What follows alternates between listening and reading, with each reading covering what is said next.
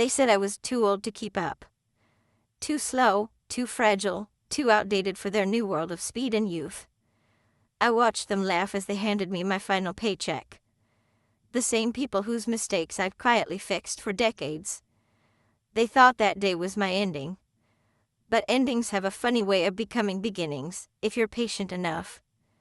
So I disappeared for a while. Learned. Invested. Waited. And when the time was right, I didn't ask for my job back. I bought the company that took it from me.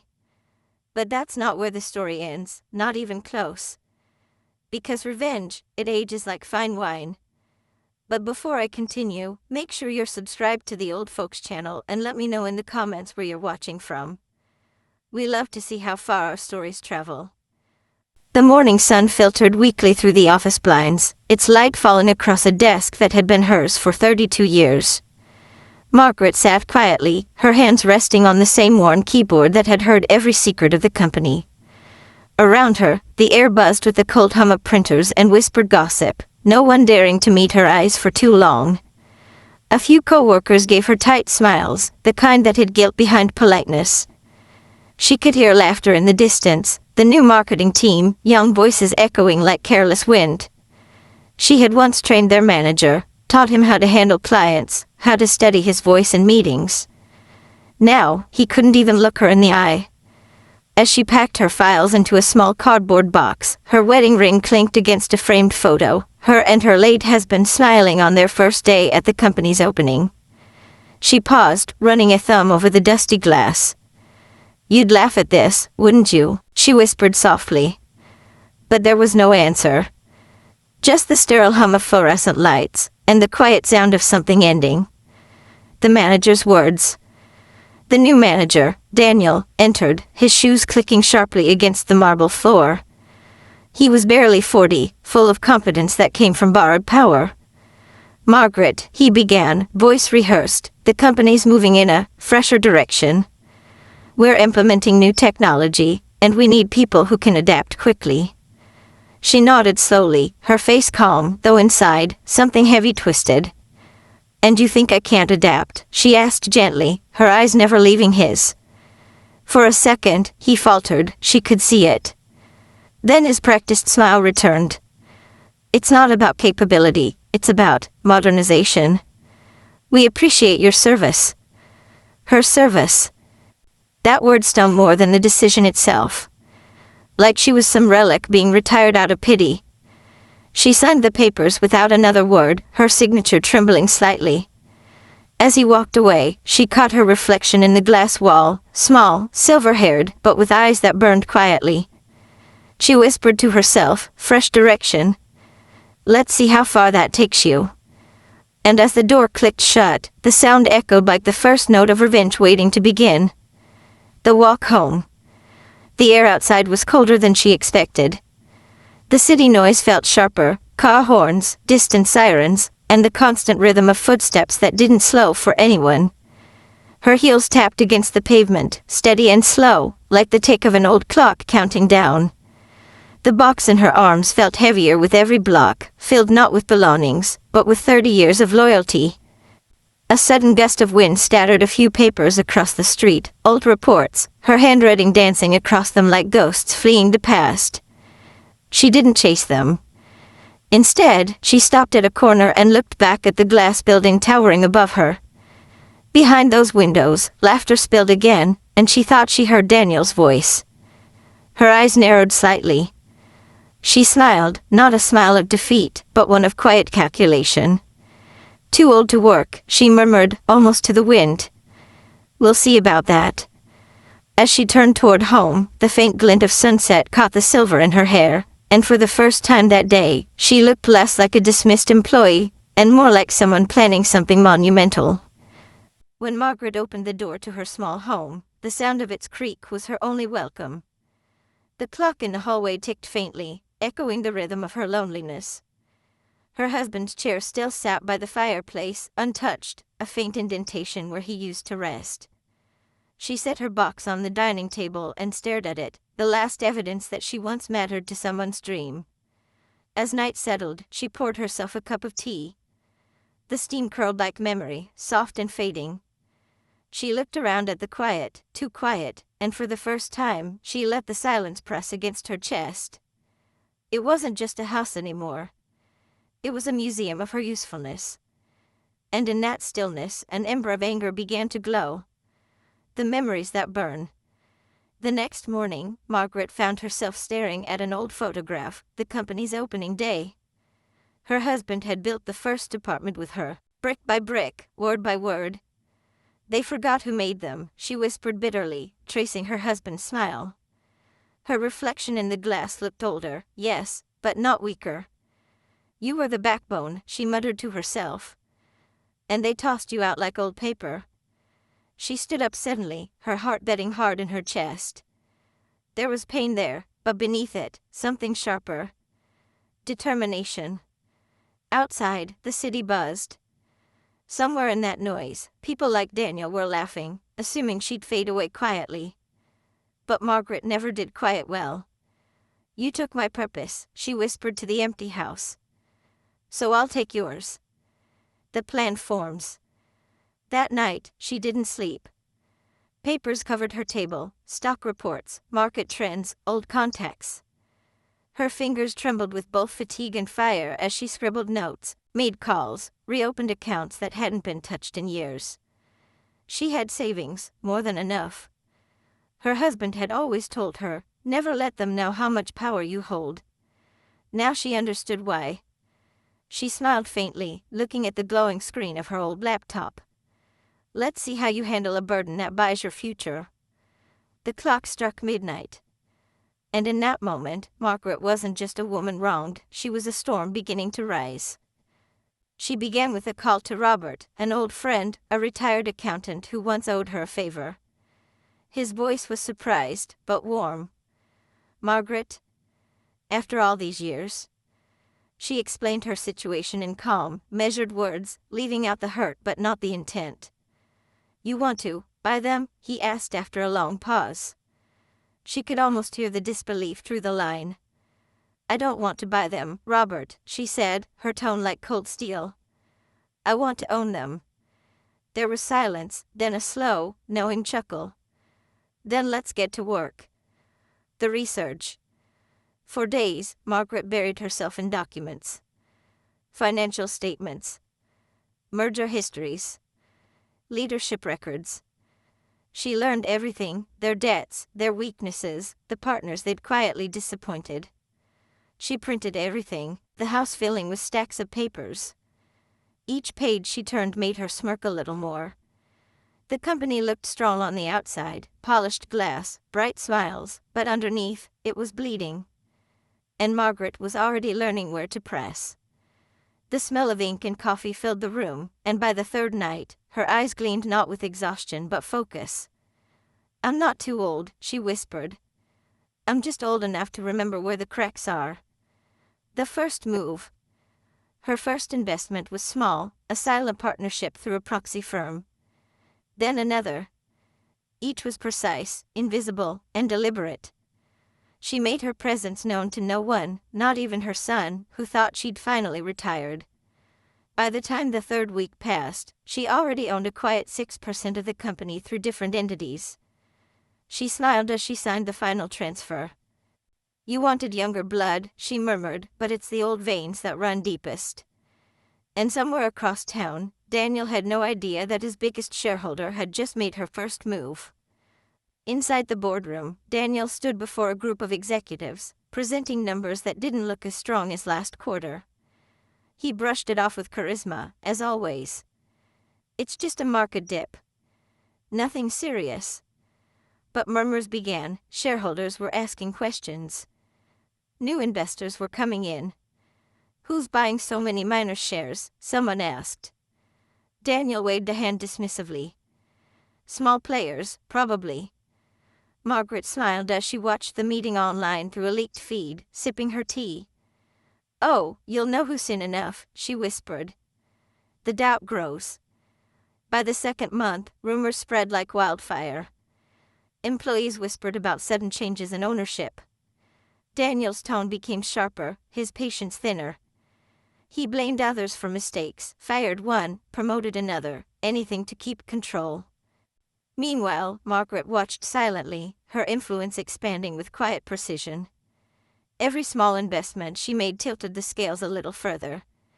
She was everywhere and nowhere, a ghost in the system. Her husband's portrait sat on the desk beside her. "We built it once," she said softly. "Now I'll rebuild it, on my terms." The leak. One morning, a journalist called Daniel. "Mr. Hales, is it true that your company's majority investor is a woman over 70? He laughed it off, but when he hung up, his hand was shaking. He checked the records, and his stomach dropped. There it was. Margaret's name, faintly visible through layered shell accounts. He leaned back in his chair, the color draining from his face. No, it can't be her. But it was. And she had only just begun. A letter arrived on Margaret's doorstep, embossed, formal, cold. "You are hereby invited to the upcoming shareholders' meeting." She smiled at the irony. They thought inviting her would intimidate her. Instead, she pressed her fingers gently over the ink. "Finally," she said. "They've noticed." The morning of the meeting, she dressed in her late husband's favorite color, deep navy, and pinned a silver brooch to her chest.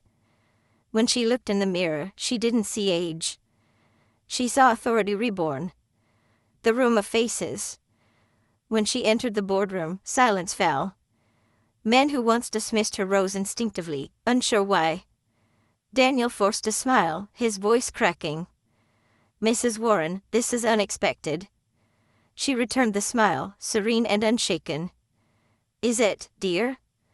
I've always been here. You just stopped looking."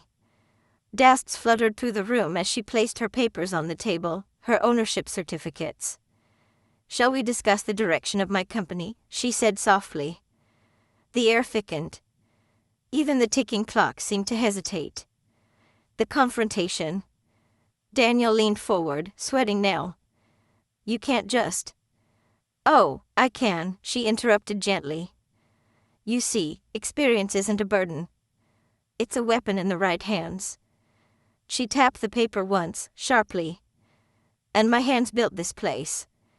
For a long moment, no one spoke. Then, one by one, heads turned toward her, not in pity, but in awe. And Daniel realized too late, the woman he fired was now his boss. Within a month, things changed. Departments restructured. Priorities shifted. Margaret reinstated the mentorship programs Daniel had cut, rehired those he'd dismissed, and reminded everyone that loyalty still mattered. Her leadership wasn't loud, it was surgical. Precise. She didn't need to yell to command attention, she simply was authority. Employees whispered her name with respect, the way people whisper legends. Daniel's fall. Daniel grew restless. The more he tried to undermine her, the more invisible she made him. Meetings excluded him, decisions passed over him.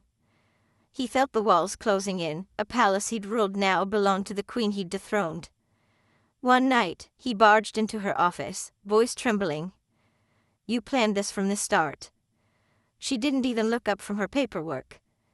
"No, Daniel," she said softly. "You did, the moment you underestimated me." The breaking point. The next week, Daniel resigned. Officially, it was for personal reasons. Unofficially, he couldn't bear the humiliation of working under the woman he'd thrown aside. Margaret signed the release papers with quiet grace. "Let this be your fresh direction," she murmured. As he left, she didn't look up. But a faint smile crossed her lips, one of closure, not triumph. The kind of smile that comes after a storm finally runs dry. Late one evening, Margaret sat alone in her office. The city lights glimmered against the window, their reflections like scattered stars. The building hummed softly, alive again, under her watch. She ran her hand over the mahogany desk. Her husband's chair, restored beside her. "We did it," she whispered. "They'll remember us now." The ghost of doubt. But as the silence deepened, a strange ache filled her. Was it worth it? The years, the solitude, the vengeance disguised as justice. She closed her eyes and saw Daniel's face, broken, afraid. Then her own, older, colder. For the first time, she wondered, had she become the thing she fought against? The resolve. Her gaze shifted to the photo of her husband again, his eyes kind, reassuring. "You'd tell me to rest," she murmured. "But I'm not done yet." She straightened the frame, stood, and faced the window. The city stretched before her, endless and bright. "Let them say I was too old," she whispered. "They'll never say I gave up." Under her leadership, the company thrived. Wages rose, loyalty returned, and creativity flourished. Employees once ignored found their voices again. She turned fear into faith. Margaret's story spread quietly through the industry, the woman who bought her way back. The speech. At the company's 35th anniversary, she stood before hundreds of employees. "They told me my time was over," she said softly. "But time doesn't decide worth, work does." And heart. Applause filled the hall. Some cried. Others simply stared, realizing they were witnessing history. The promise. After the event, a young woman approached her, eyes bright. "I want to be like you one day," she said shyly. Margaret smiled gently. "Don't be like me," she replied. "Be better, and never let them tell you you're too late." The girl nodded, eyes shining. A new generation, her true legacy. Months later, Margaret received a letter, handwritten, careful. It was from Daniel. "I was wrong," it began. "You taught me more in defeat than I ever learned in power. Thank you." She read it twice, then folded it quietly, slipping it into her drawer beside her husband's watch. The memory. That night, she dreamed of her first day, her husband's laughter, the smell of fresh paint, the sound of keys jangling as they unlocked the doors together. The dream felt warm, and when she woke, her pillow was wet with tears she didn't remember crying. The morning after. The next morning, sunlight filled her room. She brewed her tea, sat by the window, and smiled softly. "You'd be proud," she whispered. "We built something that lasted." Outside, the world kept moving. But for Margaret, the world had already turned full circle. A journalist came to write her story. "What would you say," he asked, "to those who think age is a disadvantage?" She smiled. "Age isn't a wall," she said. "It's a foundation. And if they tear you down, rebuild higher." The legacy. That line went viral. Soon, she became a symbol, not of revenge, but of resilience. People quoted her words. Others sought her advice. And for the first time, she didn't feel invisible anymore. She felt eternal. The closing moment. That evening, she returned to her quiet home. The clock ticked the same, but the silence no longer hurt. She looked at her reflection, still the same woman, but stronger, freer. She smiled faintly and whispered, "Too old to work?" Maybe. But never too old to win. The light outside dimmed, turning golden. And just like that, Margaret's story closed, not with bitterness, but with power earned through grace. I didn't buy that company for revenge. I bought it to remind them, and myself, that time doesn't erase worth. Every wrinkle carries wisdom. Every scar holds a lesson. They fired me for being old, but experience built their empire. Sometimes the sweetest revenge isn't loud. It's quiet. Professional. Poised. It's walking into the same building that broke you. And realizing they can't break you twice. So no. I didn't get even. I simply took back what was already mine. And when I did, the silence of their regret was the only apology I ever needed.